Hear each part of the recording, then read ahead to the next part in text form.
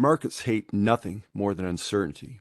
Here in mid-2022, we're dealing with the lingering effects of a pandemic, supply chain issues, inflation at a 40-year high, rising interest rates, and of course the conflict in the Ukraine. All that adds up to a lot of uncertainty and imposes challenging scenarios for companies and financial institutions and investors trying to protect their interests in the commodities and derivatives markets. It turns out there are some regulatory and legal issues players in these markets need to be aware of also. Stay here for some timely insights from Jones Day partner Josh Sterling. I'm Dave Dalton. You're listening to Jones Day Talks. Josh Sterling has 20 years of experience in the derivatives and securities markets, both as lead counsel to major companies and as a senior federal financial regulator. Josh represents clients that are active in the derivatives markets with matters before the U.S. Commodity Futures Trading Commission, or the CFTC, the U.S. Securities and Exchange Commission, that's the SEC, and various self-regulatory organizations. And in fact, prior to joining Jones Day, Josh was director of the CFTC's Market Participants Division. And regular listeners know that Josh is an active and popular voice and contributor to Jones Day Talks. Josh, thanks for being here today. Thanks, Dave. Always happy to be here talking with you. The last time I saw you, and probably last time we talked, was in San Francisco back in March, Digital Assets Week. And Jones Day was a sponsor there. And that was quite the showing for Jones Day. You, Aberdot, Dorothy Joby was there, Mark Rasmussen, quite a crew from Jones Day.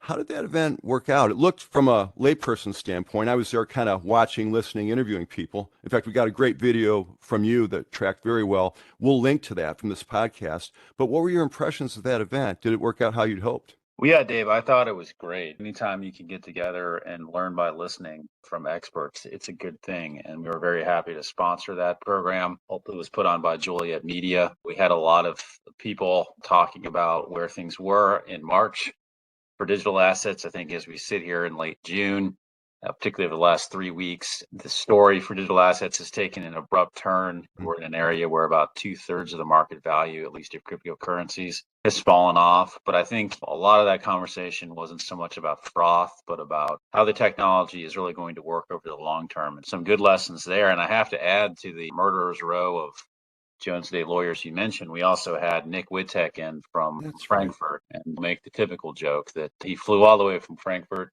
and his arms were quite tired when he landed.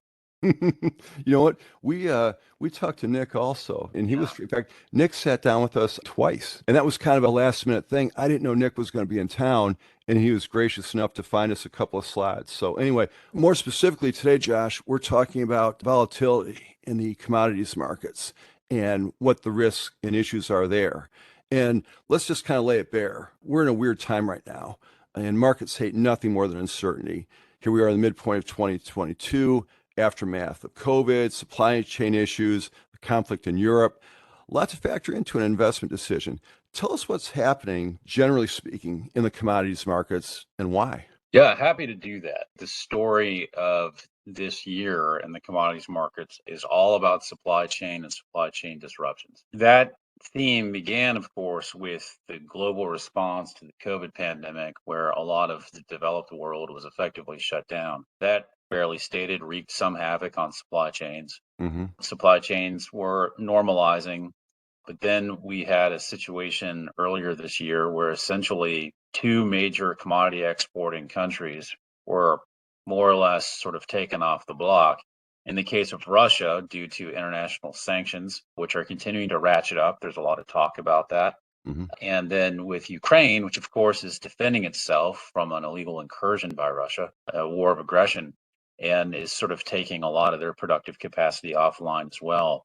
And not only in the example of crops, things that they mean to grow, but are involved in an armed conflict, but the foods that have already been harvested are essentially blockaded by the Russian military, as I understand it.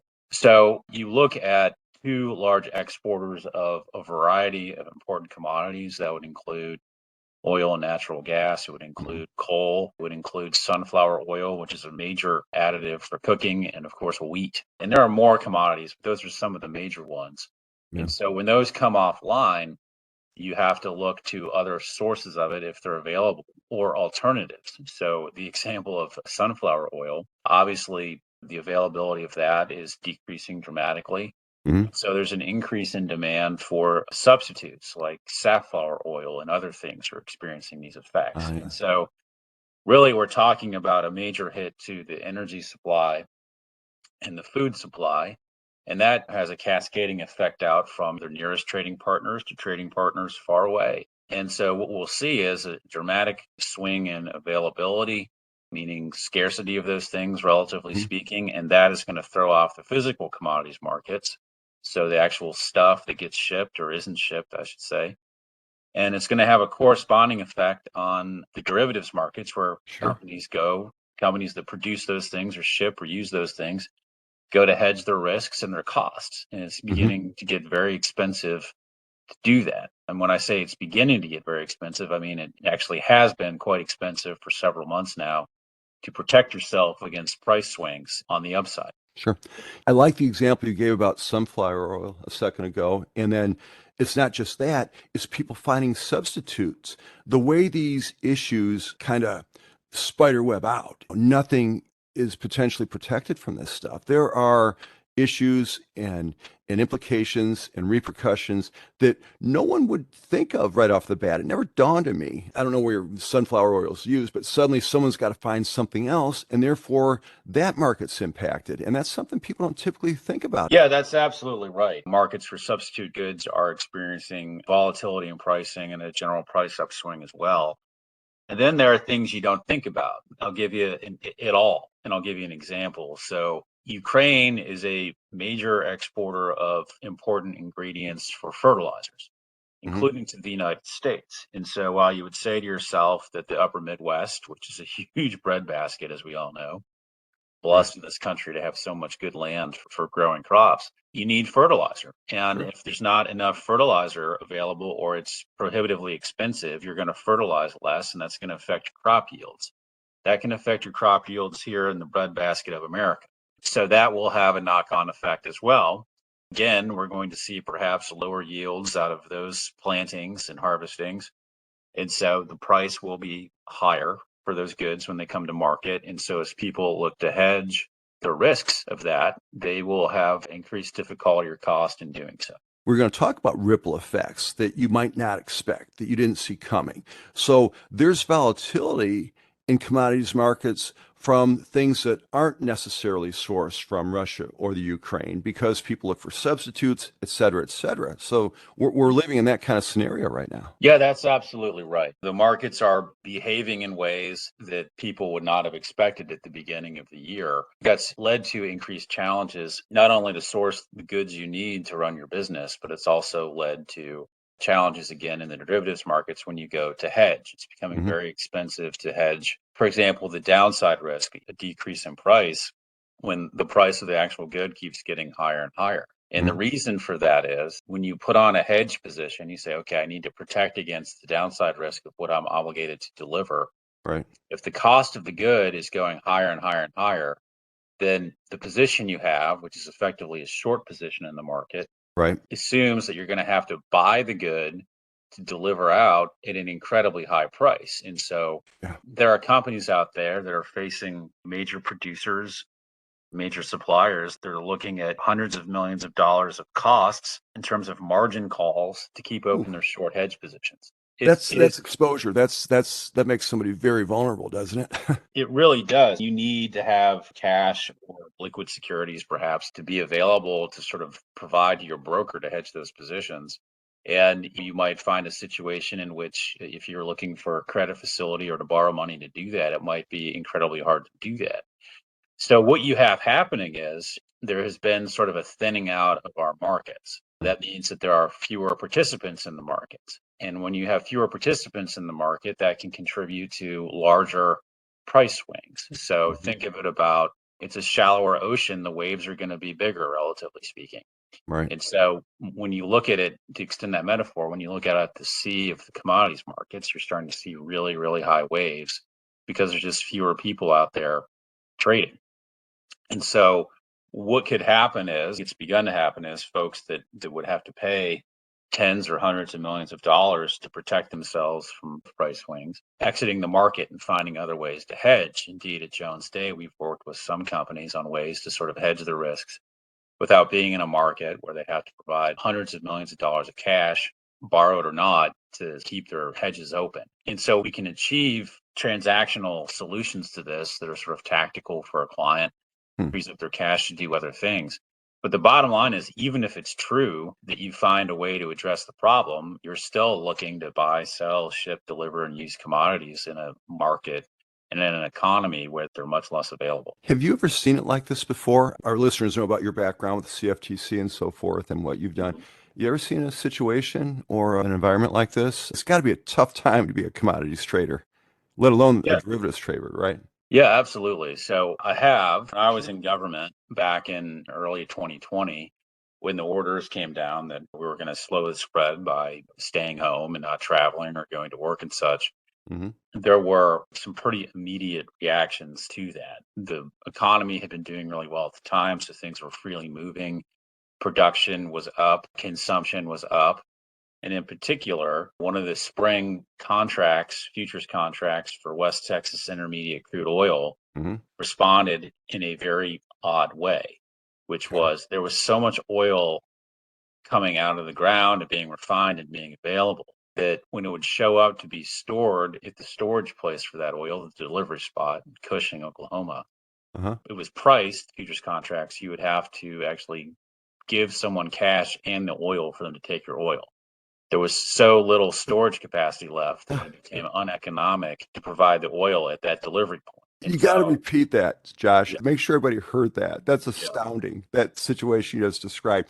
You had to deliver the oil and then pay them to take it at this storage facility. Is that what I heard? That would have been true under that futures contract. At one point, it was $34 a barrel or something. I can't quite remember the exact price of that. But the thought of that is a mind bender. But when you step back, what that is a very strong market signal to stop producing, take it offline. And that takes a Mhm. while to work itself out, which is why you would get a contract that for a period of time went negative. That was a bit unusual to see for anyone. For those of us in government, we had to do a lot of learning about what that meant. The government, when I was at it, the agency looked hard at whether there were malefactors in the market that were exacerbating that or causing that to happen. But from what I can recall, what it really was a situation where people stopped using what was coming out of the ground en masse, and Uh-huh. that showed up as a price signal. So that was unusual. And we may see things in the future that are similar to that. I was at a conference earlier down in Houston that the Futures Industry Association and our good friends there put on. Mhm. Walt Lucan and his team just do a great job of those things. Right. And I remember seeing a slide there from one group of speakers showing that it's possible for US natural gas that by March of 2023, we may have exhausted our stores or nearly exhausted our stores of natural gas. Hmm. There's only so much of it. But fast forward to October and the way it's being priced is there could be, wait for it, an excess supply that could exceed storage capacity. So we could see something like that all over again. Now that's a projection, Uh-huh. forward prices. It could be wrong, but it just shows you not only is that a huge swing, but it's such a huge swing, it reflects we might run low on gas, and then all of a sudden we might have too much gas. And so you couldn't write a bunch of rules to smooth that out. Mm. I don't think the government could do too much about that, but market signals like that will create an incentive for people to try to get more natural gas online, if that's even possible. It will discourage people from using natural gas if it's too expensive. There's a way to curtail excess supply going into October. That will happen. But when you step back, it's crazy to see. Josh, let's talk about interest rates for a second. As we sit here towards the end of June 2022, the Fed got real aggressive with bumping rates. What was it, 75 basis points or something? There's talk of maybe more tightenings coming later this year. How does that ultimately affect the derivatives markets and what a client might want to do to protect himself or herself? Yeah, absolutely. So interest rates do seem to be on the rise. Mhm. That's a fact. I expect it'll continue as an effort to try and fight inflation, sort of breaking out the economic or central banking playbook Mhm. that was used most famously by Paul Volcker about 40 years ago. Reagan's guy, right? Yeah, Was it yeah, Yeah. and Okay. and Yeah. so there's an expectation that that will continue until inflation begins to respond by coming down. So that will generally result, it certainly did in the 1980s, in a recessionary period. So we may be getting ourselves into a recession here. Rate increases could lead to that. Now, I am not an economist, nor am I a central banker, so I'll leave it at that. But basically, what this will mean is that the cost of borrowing money will go up. Right. And so I think that that rate dynamic will have an effect on how people look to hedge their interest rate risks. And so hedging your interest rate risks, the risk that rates can go up or down inversely, always important for a lot of people that frankly borrow money in the economy and seek to Mhm. hedge their rate risks if they have a floating rate borrowing in the derivatives markets. And so I think that you'll basically see even more activity in the rates markets. And so that might be a market where we sort of see a greater degree of activity. Mhm. People to hedge their risks. When you do see that, you tend to see a deeper market. And so maybe the waves won't be quite as large. I could be completely wrong about that, Mhm. but that's my sense. Yeah, no one would fault you for being wrong because this is a very odd time we're living in, that's for certain. But what you said seems to add up for me. So, Josh, let's talk about other than trading the futures markets. Are there any alternatives to hedging commodities related risks? What might be the options there if someone doesn't have the stomach or appetite for wading into derivatives? Yeah, absolutely. So, as we talked about in the futures markets, the margin costs for keeping a short position open to hedge yourself against downward price movements has been getting, in some cases, pretty uneconomic. Mm, And the cost of that can vary a lot. Margin costs are dictated by two things. One is what the clearinghouse for futures positions you have open requires of your broker, your futures commission merchant, known as an FCM colloquially. mhm, And then the FCM's own assessment of your credit risk is one of its customers. But if a clearinghouse increases margin requirements, your broker probably will too. Your broker may independently increase your margin requirements because the industry you're in, your credit profile, those sorts of things.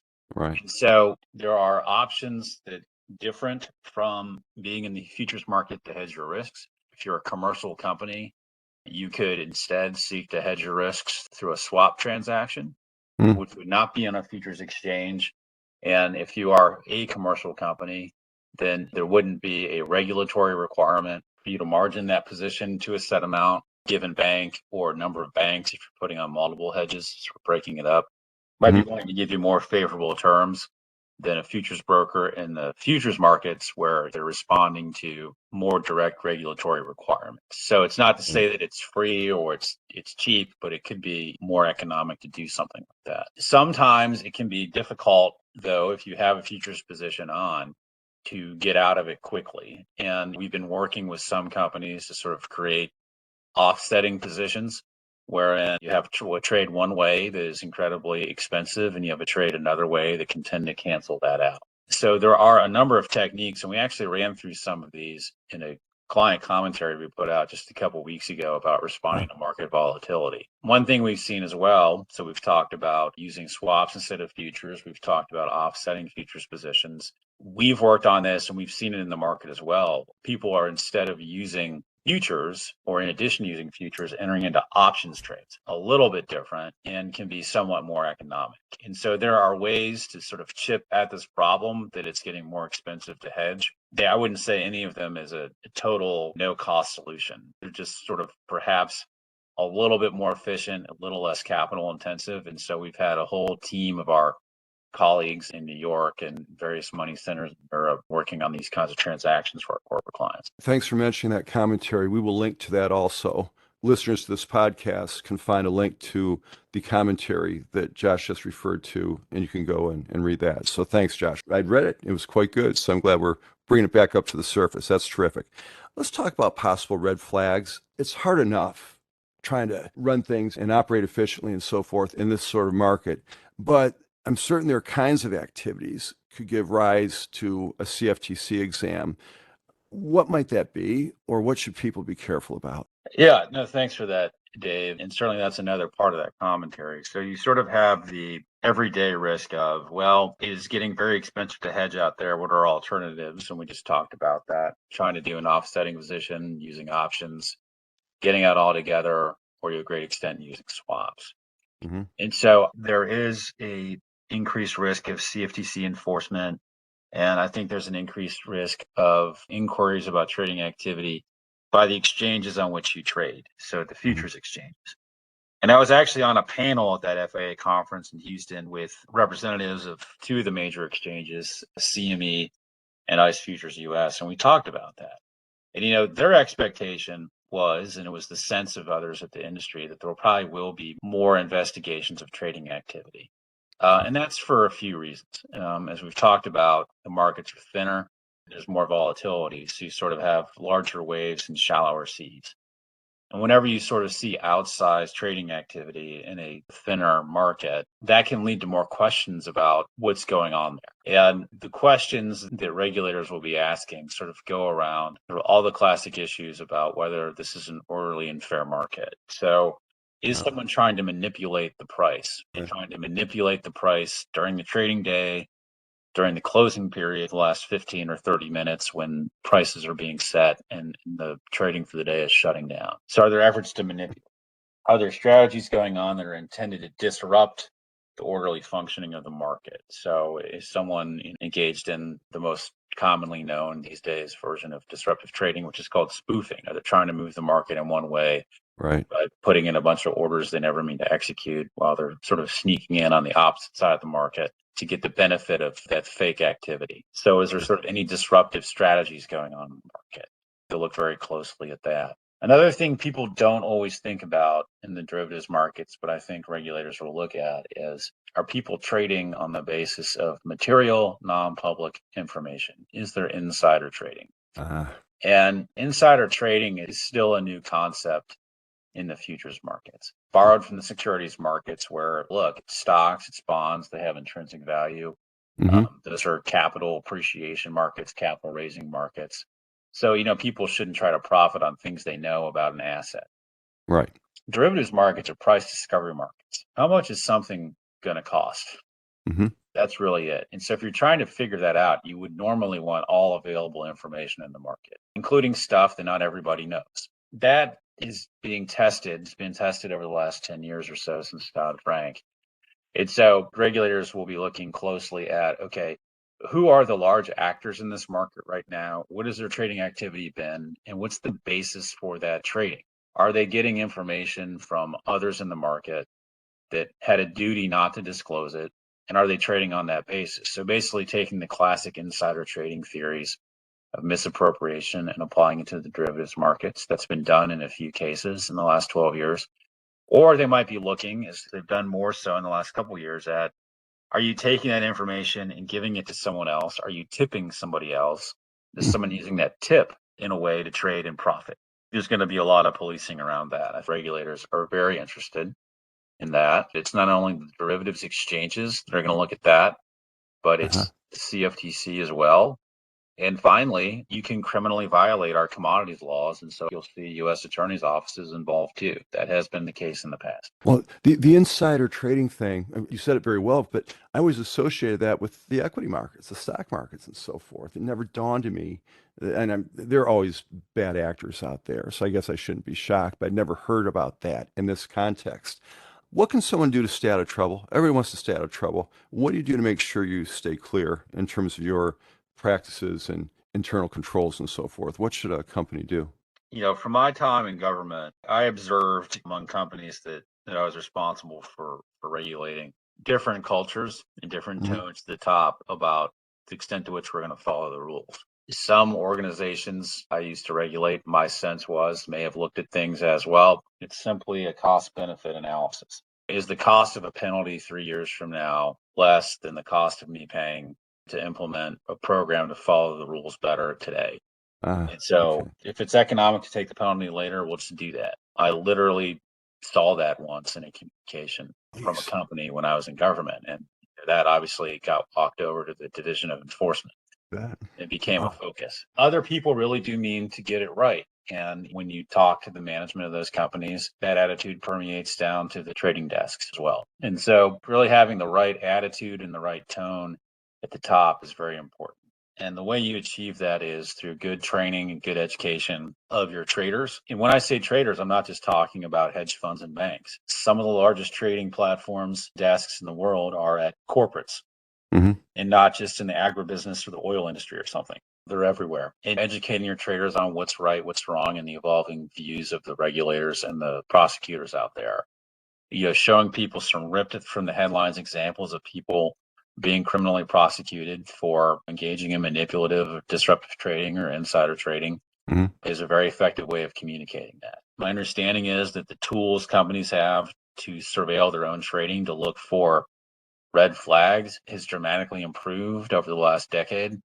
That's right. And so you can use that to catch it on the back end too. Those are all important things that sort of come together to create a framework where you have many approaches to trying to minimize and catch inappropriate behavior or suspect behavior. That you really need is sort of a multi-pronged approach to try to minimize the chance that you're going to have bad actors. And if you do, to sort of catch them and then figure out what you're going to do. Are you going to do an internal investigation?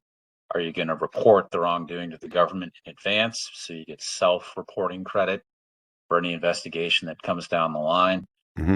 But giving yourself the space to respond before the regulators start calling is important.